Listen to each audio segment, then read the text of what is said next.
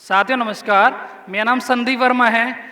Meerut division की बड़ौद शाखा से मैं बिलोंग करता हूँ। मेरठ जो कि देश की आज़ादी की जो पहल है, देश की आज़ादी की जो 1857 की जो क्रांति है वो मेरठ से हुई थी। मेरठ का देश को आज़ाद कराने में एक बहुत बड़ा योगदान है। इस प्रकार मैं भी LIC का एक क्रांतिकारी एजेंट हूँ।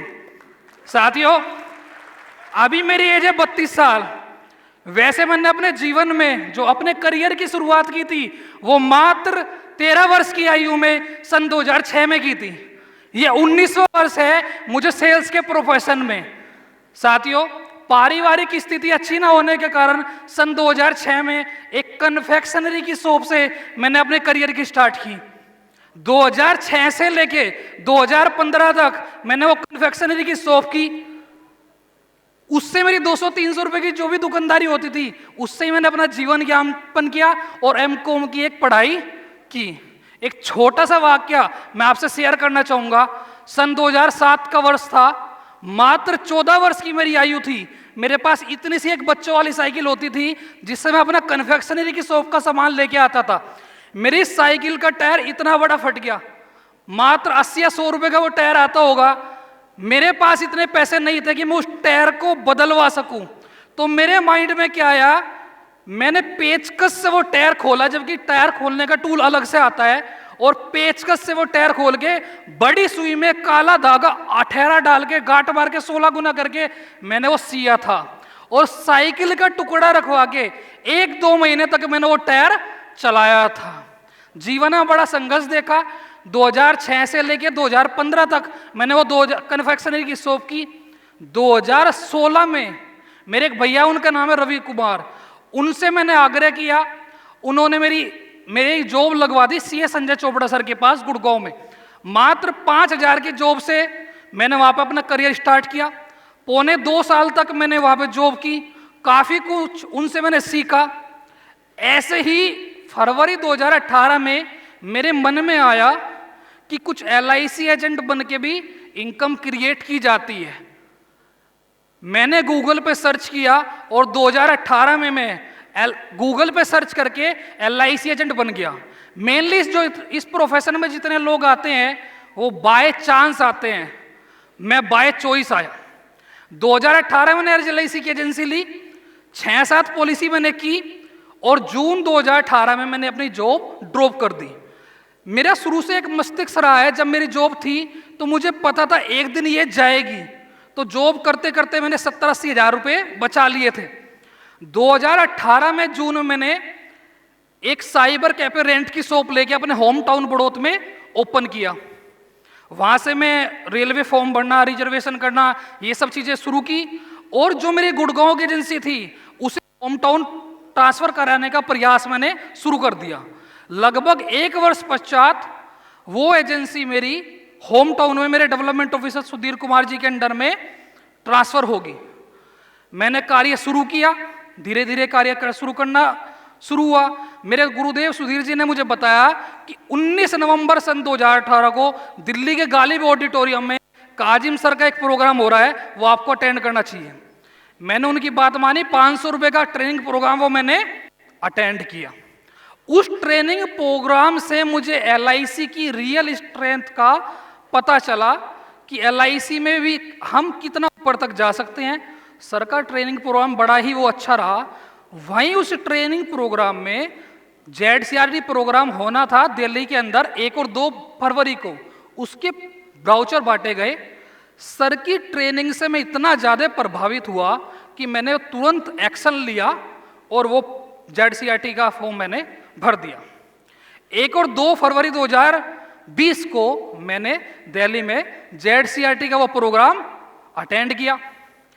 ये जैसे TOT वालों के गले में कौन सा होता है, रेड, COT वालों में ग्रीन, और जो MDRT वालों में येलो, और जो कुछ नहीं होते निठल्ले मेरी तरह के, उनके गले में क्या होता है, ब्लू। तो सर ने स्टेज पे एक बात बोली कि जो इनके गले में ब्लू है इन्हें अगली बार नहीं आना। उस समय मैं नया एजेंट था, मुझे कोई स्टेज बुला के कोई सम्मान नहीं, कोई ट्रॉफी नहीं, सबको ट्रॉफियां मिली, मुझे कुछ भी नहीं मिला। मेरी आंखों में यहां तक पानी था, मुझे आज भी याद है। वो फोटो आज भी मेरे पास में सेव है। मैंने जीवन में निर्णय लिया, मैंने तुरंत स्टेज पे दिल्ली के प्रोग्राम में जाके सर से वादा किया कि सर मैं इसी साल अपने जीवन की पहली एमडीआरटी करूंगा। और ना ही सिर्फ निर्णय लिया, मैंने उसका बाकायदा प्रिंट आउट लेके अपने वॉशरूम में, अपने रूम में, हर जगह लगा दिया। संदीप वर्मा को 2020 की एमडीआरटी करने पर बहुत बहुत शुभकामनाएं। मैंने उसके लिए एफर्ट भी की, मैं लगा रहा। मैंने सर का तुरंत कॉर्पोरेट कोर्स प्रोग्राम अटेंड किया और उसी साल कोविड भी हुआ था, तो सर ने फिर ऑनलाइन प्रोग्राम लॉन्च किया, वो भी मैंने अटेंड किया। 2020 में ही कोविड हो गया। मैंने लेकिन हार नहीं मानी, मैंने अपने माइंड के अंदर कोविड नहीं होने दिया। मैं घर पे भी रह के जो एफर्ट कर सकता था मैंने एफर्ट की, और 2020 में ही आप सभी की ब्लेसिंग से मैंने अपनी पहली एमडीआरटी की। 2021 में मैंने निर्णय लिया कि मुझे इस साल सीओटी करना चाहिए। सर बोलते ना एक क्लास आपको आगे जाना चाहिए, लेकिन जिस प्रकार 2020 में मैं अपने निर्णय से पूर्ण रूप से अंदर तक संतुष्ट था कि मैं कर सकता हूं, 2021 में मैं नहीं था। मुझे डाउट था कि शायद मैं नहीं कर पाऊंगा, और वही हुआ, मैं 1.25 एमडीआरटी करके रह गया। लेकिन जब आपका गोल बड़ा होता है ना, तो कहीं ना कहीं आप आगे तो पहुंचते हैं। तो एक से मैं 1.25 एमडीआरटी तक पहुंच गया। 2022 में मैंने सर से बोला कि सर मुझे इस साल सीओटी करनी है, और मैंने एक रिफ्लेक्ट बनाया। मैं भगवान भोलेनाथ के सी चरणों की कसम खाता हूं कि 2022 में सीओटी करूंगा, नहीं तो एलआईसी छोड़ दूंगा। डू और डाई। अब वो कमिट करना बहुत आसान होता है, लेकिन उसे पूरा करना कठिन होता है। मैं हर दिन उसे सोचता था, what you can conceive, can believe, can achieve. जो आप सोच सकते हैं कि मैं गोल बनाते हैं, उसके बारे में सोचते हैं, फिर अपने आप पे आप बिलीव करते हैं, तो उसे आप पा भी सकते हैं। 2022 में नवंबर तक आते आते मेरी 2.5 एमडीआरटी होगी। 10 दिसंबर तक 12 लाख रुपए का प्रीमियम मेरा पेंडिंग था। मुझे पूरा मतलब जैसे फांसी लगने वाली होती है ना, अंदर से ऐसी वाली फीलिंग थी। 10 दिसंबर से लेके 25 दिसंबर तक भगवान की ऐसी कृपा हुई कि मेरा वो 12 लाख भी हो गया, और मेरा 2022 में ही सीओटी हो गया। 2023 में मैंने अगेन सीओटी की उपलब्धि हासिल की। 2024 में मैंने प्रण लिया कि अब कुछ आगे जाना है, और मैंने फिर एक निर्णय लिया कि इस साल मुझे 1 साल के अंदर अंदर 4 एमडीआरटी करनी है, और 2024 में ही मैंने 4 एमडीआरटी की उपलब्धि हासिल कर ली। 2023 में मैं सर के साथ सिंगापुर था, उस समय मेरा ऑनलाइन ही गैलेक्सी क्लब का इंटरव्यू हुआ, और 2024 में मैं अपने डिवीजन का यंगेस्ट कॉर्पोरेट क्लब मेंबर आप सभी की ब्लेसिंग से बन गया। ये सब जो मेरे जीवन की अचीवमेंट है, इनके पीछे कुछ पॉइंट है जो मैं आपको साझा करना चाहूंगा। सबसे मेन चीज है फोकस। एक छोटा सा मैं एग्जांपल आपको देना चाहूंगा। जहां सर एक बात बोलते हैं अक्सर, जहां आपका फोकस होगा वहीं आपका रिजल्ट होगा। मैं एक पॉइंट बोलूंगा, उस आप स्पेशल ध्यान देना। जो मेरी बड़ी बेटी है उसका जन्म हुआ 24 मई 2020 को, 24 मई 2020 को, और जो मेरी छोटी बेटी है उसका जन्म हुआ 24 मई 2024 को।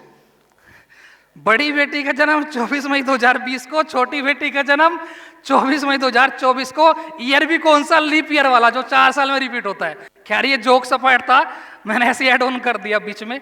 मैं एक बात कहना चाहूंगा आप सभी से, जो मैं मानता हूं, अगर हम गूगल पे डालेंगे ना कि आपको सफल होने के लिए क्या चाहिए, तो बहुत सारी चीजें आएगी, निकल के आएगी। आपका गोल सेटिंग होनी चाहिए, आपके पास में टीम होना चाहिए, आपके पास में समय होना चाहिए, आपके पास में प्लानिंग होनी चाहिए, अप्रोच होनी चाहिए, बहुत सारी चीजें होनी चाहिए। लेकिन सबसे मेन चीज है कंसिस्टेंसी, निरंतरता। विराट कोहली को विराट कोहली बनाने में, सचिन तेंदुलकर को सचिन तेंदुलकर बनाने में, या किसी भी इंसान को जो अपने फील्ड में टॉप पे है, सबसे मेन योगदान होता है कंसिस्टेंसी का। मैंने आज तक जितने भी गोल बनाए, मैंने लास्ट में जाके नहीं देखा कि मुझे अब ये करना है, मैंने शुरू से डिवाइड किया। जैसे लास्ट ईयर मैंने 4 एमडीआरटी की, तो मैंने मार्च तक अपनी पहली एमडीआरटी क्लियर कर दी, 15 जुलाई तक दूसरी कर दी, अगर सितंबर तक मैंने तीसरी कर दी, जब मैं 4 एमडीआरटी कर पाया। लेकिन अगर मैं लास्ट में सोचता तो नहीं हो पाती। तो जीवन में कंसिस्टेंसी होनी जरूरी है। अगर हम एक दिन में 10 घंटे कार्य करते हैं वो इंपॉर्टेंट नहीं है, या 12 घंटे करते हैं, भले ही आप 8 घंटे करें, पर रेगुलरिटी जरूरी है। संडे हो, सैटरडे हो, फैमिली के लिए 1-2 दिन निकाल के बाकी समय हमें अपने अपने कार्य पर देना चाहिए। ऐसा मैंने किया है, उसी का साथ ये मैं ये छोटी सी अचीवमेंट कर पाया हूं। दूसरा मैं आपको बताना चाहूंगा, अब ये मैं कर कैसे पाया। मैं प्रोस्पेक्टिंग के बारे में, आप सब मेरी कहानी से ज्यादा ये जानना चाहते हैं कि करना कैसे पॉसिबल हुआ, तो मैं आपको बताना चाहूंगा 2 चीजें मैं आपको बताऊंगा प्रोस्पेक्टिंग एंड प्रेजेंटेशन के बारे में। सबसे पहले बताऊंगा प्रोस्पेक्टिंग के बारे में। साथियों, मेरे दादाजी ने मुझे एक बात सिखाई थी, जितनी ज्यादा जान होगी उतनी ज्यादा कान होगी। जान मतलब जान पहचान, कान मतलब कार्य। आप मेरे कहने से एक छोटी सी एक्टिविटी करके देखिए, आप अपना फोन निकालिए और उसमें ये देखिए आपके फोन में कितने कॉन्टेक्ट हैं। आप देख पाएंगे 1 मिनट लगा के? मेरे फोन में कॉन्टेक्ट है 35,104। This is a reason of 4 MDRT।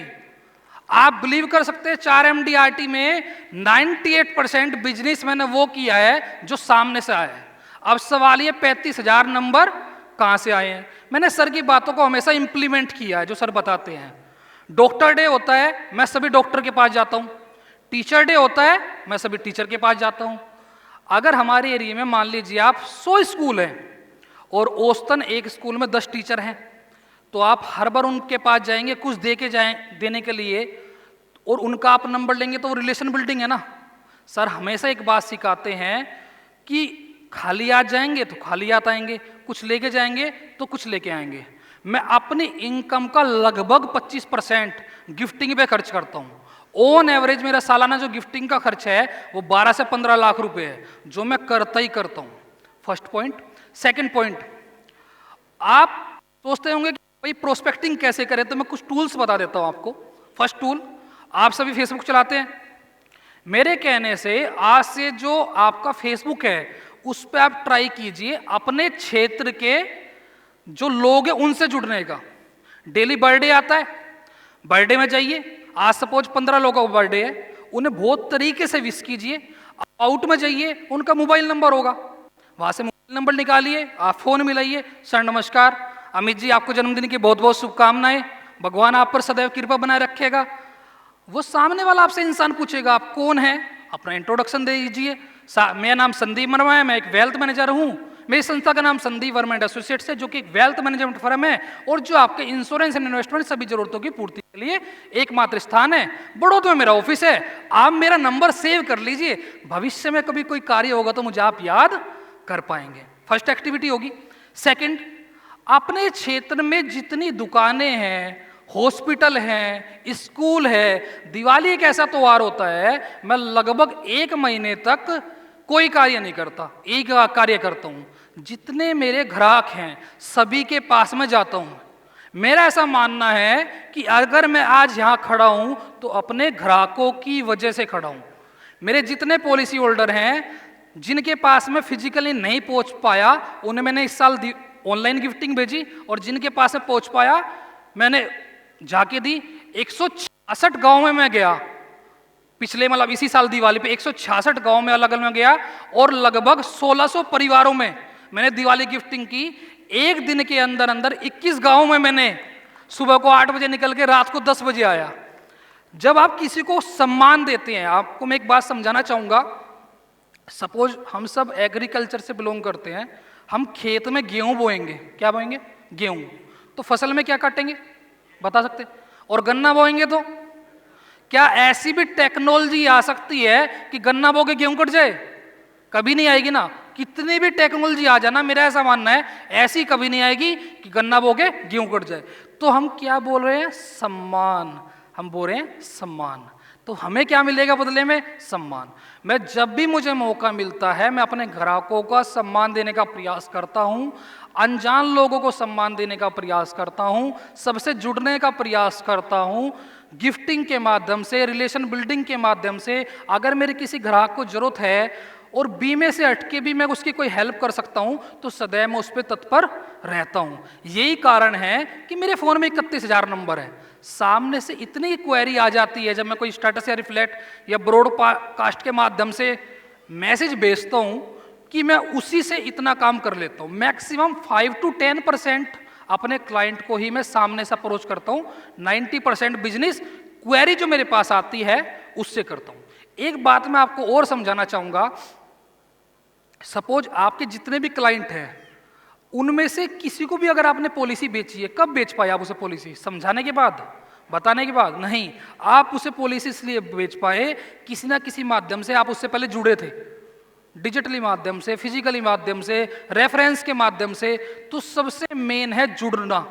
Sir 3 चीजें बोलते हैं, बोलने से बिकता है, मांगने से मिलता है, सोचने से होता है। हम बोलते भी हैं, मांगते भी हैं, पर एक चीज मेरे हिसाब से हम कम करते हैं, वो है सोचना।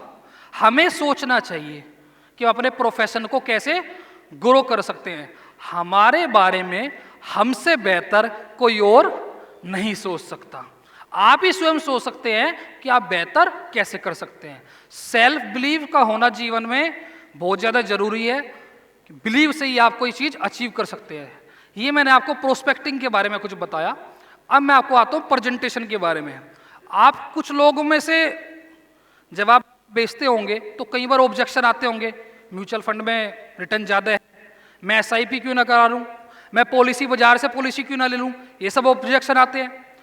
मेरा ऐसा मानना है, आप लोग किसी को भी बीमा समझाते हो तो समय कितना लेते हो उसका? 10 मिनट, 15 मिनट, 20 मिनट, अप्रोक्स कितना ले सकते हो? बता सकते हो मुझे प्लीज आप? अप्रोक्स 10-20, आधा घंटा। मैं किसी को भी बीमा बेचता हूं तो मैं 2 मीटिंग सर के रूल पे फॉलो करता हूं। पहली मीटिंग में उसे मैं बताता हूं कि आपको लेना क्यों जरूरी है, वाई सेविंग, सेविंग करनी क्यों है। बाकायदा मैंने PPT बनाई हुई है, उसके सामने बैठता हूं, उससे बताता हूं कि आपको करना क्यों जरूरी है। अगर आप नहीं करोगे तो पैसा कहाँ से आएगा? बच्चे के एजुकेशन के लिए पैसा कहाँ से आएगा? बच्चे की शादी के लिए पैसा कहाँ से आएगा? रिटायरमेंट के लिए पैसा कैसे आएगा? ये सारी बातें मैं उसे समझाता हूँ। ह्यूमन लाइफ वैल्यू के बारे में उसे समझाता हूँ कि आपका इंश्योरेंस कितना होना चाहिए। एक चीज मैं उसे और समझाता हूँ, control the controllable. Control the controllable क्या क्या मतलब हुआ? सपोज कोई सैलरी पर्सन है, मैं उसे समझाता हूं, सपोज आपकी सैलरी है 50,000 रुपये, क्या आपके हाथ में है इसे बढ़वा के 55,000 रुपये करवाना? नहीं है। आपके हाथ में क्या है? आपके हाथ में है उसे मैनेज करना। आप उस 50,000 जो आ रहे हैं उसे आप कैसे मैनेज करोगे? सर ने हमें ट्रेनिंग में सिखाया है कि सेविंग करने के 2 फॉर्मूले होते हैं, income minus expense is equal to saving. ये है झूठन। और एक है प्रसाद, income minus saving is equal to expense.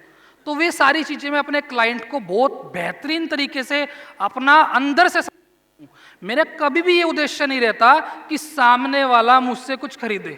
मैं हमेशा उसके लाइफ में कंट्रीब्यूशन लाने का, बदलाव लाने का प्रयत्न करता हूं, उसे जगाने का प्रयत्न करता हूं। साथियों, पैसा वो भी कमा रहा है जो दारू बेच रहा है, पैसा वो भी कमा रहा है जो गुटखा बेच रहा है। हम लोगों की जिंदगी बचा के पैसा कमा रहे हैं।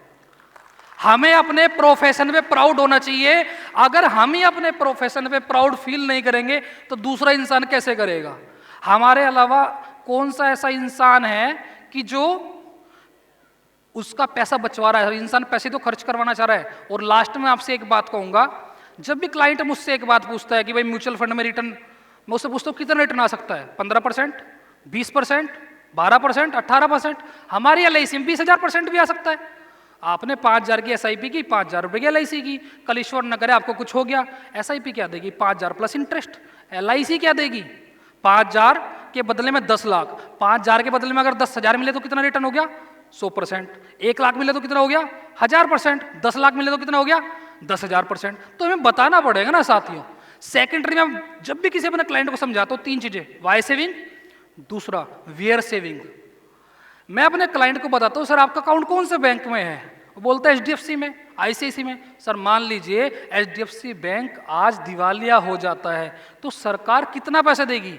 100 में से 99% क्लाइंट बता ही नहीं पाते। मैं उसे गूगल पे डाल के दिखाता हूं कि अगर बैंक दिवालिया हो जाता है तो 5 लाख की गारंटी है, और वो 5 लाख की गारंटी भी विद कंडीशनल है, DICGC के तहत। आप सबको तो पता, तो वो चीज बतानी जरूरी है ना। मैं उसे बताता हूं कि अगर प्राइवेट इंश्योरेंस कंपनी दिवाली हो जाएगी तो क्या होगा, सारा के साथ में क्या हुआ। मैं उसे बताता हूं आपका पैसा 2 ही जगह सुरक्षित है पूर्ण रूप से भारत सरकार की गारंटी के साथ। First is post office, second is LIC। और LIC के साथ में बेनिफिट क्या है, यहाँ पे आप होंगे जब भी आपका सपना पूरा होगा, और आप नहीं होंगे जब भी आपका सपना पूरा होगा, और अगर आप नहीं होंगे तो आपके सपने को पूरा करने की जो गारंटी है वो LIC लेती है। साथियों, मैं आप सभी से एक ही बात कहना चाहूँगा, जिस प्रकार मैं आज जो खड़ा हूँ ना यहाँ पे, जिस प्रकार हनुमान अपनी शक्ति भूल जाता है और जामवंत उसे याद दिलाते हैं कि आप इस समुद्र को लांघ सकते हैं, तो काजिम सर ने मेरे जीवन में वो किया है कि भाई आप यहाँ तक जा सकते हैं। आप सब मुझसे भी ज़्यादा टैलेंटेड हैं, अनुभवी हैं। मुझे अच्छे से याद है 2020 में मैंने नेहा मैम को, रीना मैम को, सुनील दीपक सर को, शैलेश सर को, कोविड के टाइम पे कि मेरी कहानी मेरी जुबानी सर ने एक प्रोग्राम चलाया था, वो मैंने बहुत ध्यान से सुना था। मुझे लगा कि ये कर सकते हैं तो मैं भी कर सकता हूँ। 99% आपको 2 मेंटली के आदमी मिलेंगे, एक वो कि यार ये COT कर गया, क्यों कर गया, वो जीवन में कभी सफल नहीं हो सकता। सफल वो हो सकता है कि ये कर सकते हैं तो मैं भी कर सकता हूँ। तो आज मैं जो भी हूँ इस प्रोग्राम यहाँ पे, अगर मैं वहाँ से यहाँ तक मैं आ पाया हूँ तो काजिम सर की वजह से हूँ। काजिम सर के जितने ट्रेनिंग प्रोग्राम है, चाहे वो ऑफलाइन हो चाहे वो ऑनलाइन हो, मैं सारे अटेंड करता हूँ। यहाँ तक कि जितने इंटरनेशनल प्रोग्राम है वो भी सारे अटेंड करता हूँ। अब तक सर के साथ में 7 कंट्री में जा चुका हूँ। सर जहाँ भी जाए, अगर कल जहन्नुम में ले जाएंगे वहाँ भी जाने के लिए मैं तैयार हूँ। अगर वहाँ से यहाँ तक लाने का श्रेय मैं किसी को देना चाहूँगा, नो डाउट मेरी फैमिली, माँ बाप, मेरे ग्राहक सब। लेकिन अगर पत्थर को रगड़ के किसी ने छोटा सा उसमें चेंज किया है तो वो मेरे गुरुदेव काजिम सर है। मैं उनका हृदय की गहराइयों से, मतलब मैं बता नहीं सकता, मतलब उन्होंने मेरे जीवन में क्या किया है। पैसा सेकेंडरी है, इनकम सेकेंडरी है, नाम सेकेंडरी है, शोहरत सेकेंडरी है। एक इंसान को अंदर से परिवर्तन करने, जिस इंसान ने साइकिल का टायर सिया हो, उस इंसान पे अगर आज वो जो चाह रहा है वो कर पा रहा है, समाज में एक अच्छा नाम, पैसा, सब चीजें कर पा रहा है, तो वो सर, सिर्फ सर की वजह से है। तो मैं सर का हृदय की गहराइयों से बहुत बहुत धन्यवाद करता हूं। और लास्ट में एक ही बात आपसे मैं कहना चाहूंगा,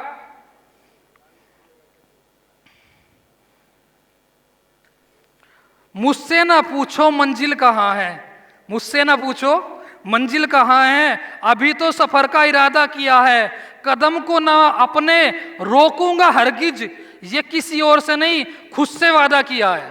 thank you so much. Thank you so much sir for such an inspirational speech. बहुत ही इंस्पिरेशनल था सभी के लिए, आई थिंक कि बहुत ही बेनिफिशियल होने वाला है आगे चलकर। और चूंकि हर कोई यहाँ पे अपना गाइड, अपना मेंटोर हमारे क्रेजी काजिम रजा को बता रहा है, तो एक बार मैं चाहूंगी हमारे क्रेजी रजा सर के लिए भी जोरदार तालियां हो जाए। इट वॉज ऑसम सेशन, बहुत ही मजेदार सेशन था, क्या बात है। ओहो,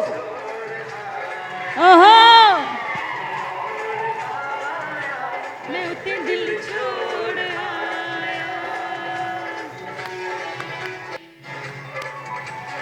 मैं गुजारिश करना चाहूंगी रजा सर से, संदीप वर्मा जी का स्वागत संबोधन करेंगे, स्वागत अभिनंदन करेंगे।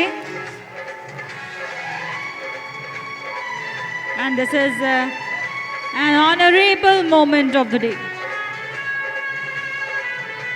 आप लोग इसी तरह से अचीवमेंट्स करते रहें, अपने मेंटोर, अपने गाइड के साथ आगे बढ़ते रहें।